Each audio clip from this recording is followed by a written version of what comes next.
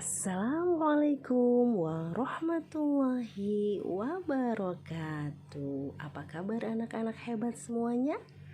Alhamdulillah, hari ini kita berjumpa lagi dalam keadaan sehat walafiat. Hari ini kita akan masuk pada tema 8 muatan IPA, siklus air tanah. Oke, anak-anak masih ingat dengan proses siklus air? Ya, siklus air itu menyebabkan air bergerak meninggalkan tanah ke udara.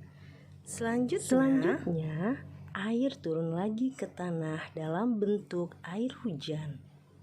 Air hujan masuk ke sungai, yang kembali berkumpul ke laut. Air tanah merupakan air yang bergerak ke dalam tanah, tanah serta batuan. Air menjadi cadangan air atau sumber air. Air tanah merupakan jenis air yang cukup penting di permukaan bumi ini. Sebab air tanah memiliki beberapa keunggulan dibandingkan air permukaan lainnya. Apa ya keunggulan dari air tanah? Oke, simak video selanjutnya.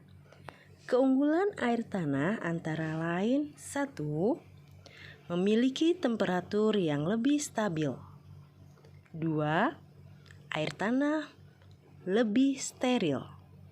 3. Memiliki cadangan yang melimpah meskipun musim kemarau.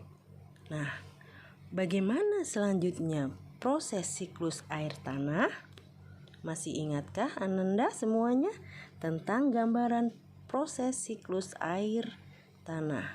Sebelum masuk ke siklus air tanah, masih ingat dengan siklus air? Gambaran proses siklus air tanah adalah sebagai berikut. Air dari permukaan naik ke udara dalam bentuk uap air karena terpapar cahaya matahari. 2. Uap air yang terkumpul di udara berubah menjadi awan atau yang biasa disebut dengan kondensasi. Lalu awan mencair dan turun air hujan yang disebut presipitasi. Air yang turun sampai ke permukaan bumi.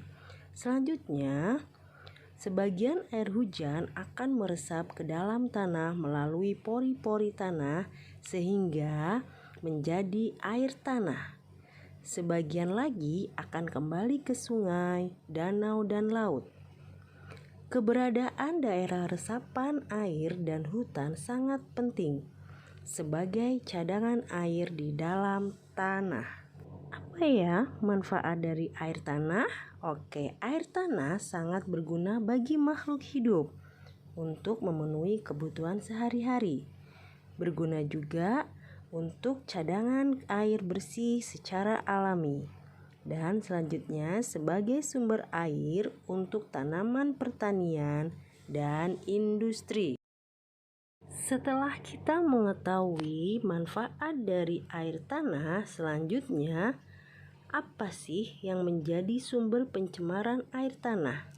Ya, air tanah biasanya tercemar oleh limbah rumah tangga, limbah industri, dan juga pertanian yang menggunakan pupuk kimia.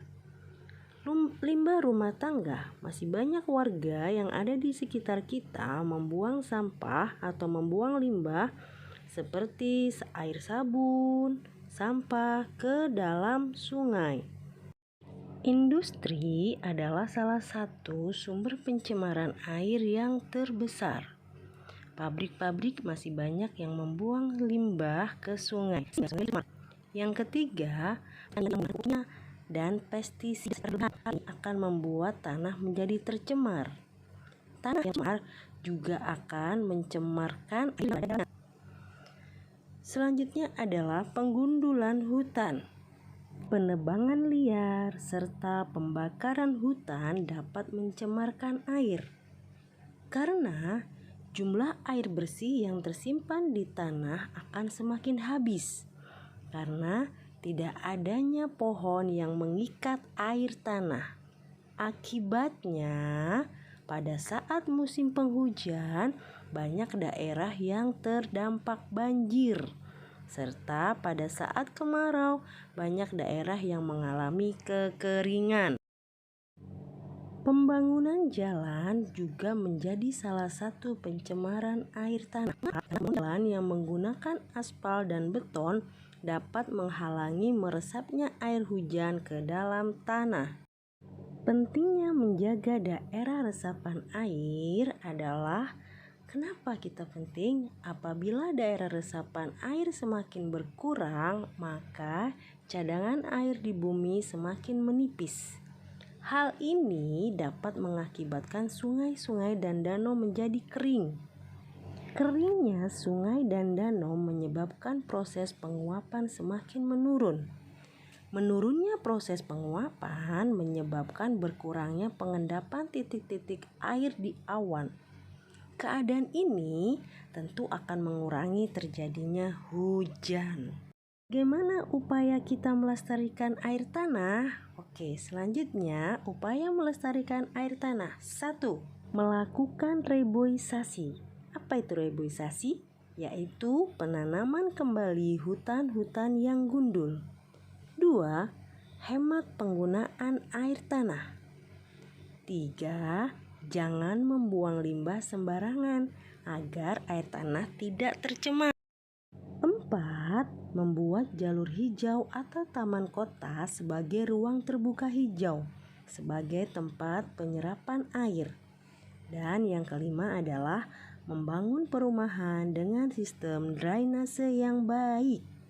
Yang terakhir, membuat sumur resapan. Apa fungsi sumur resapan?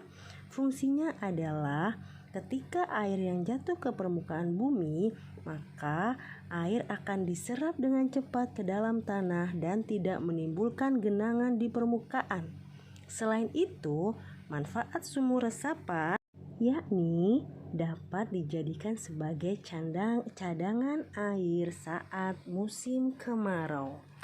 Demikian penjelasan siklus tanah pada hari ini. Semoga Ananda dan Ayah Bunda tetap semangat dan memahami apa yang telah disampaikan. Dari saya kurang lebihnya mohon maaf. Assalamualaikum warahmatullahi wabarakatuh.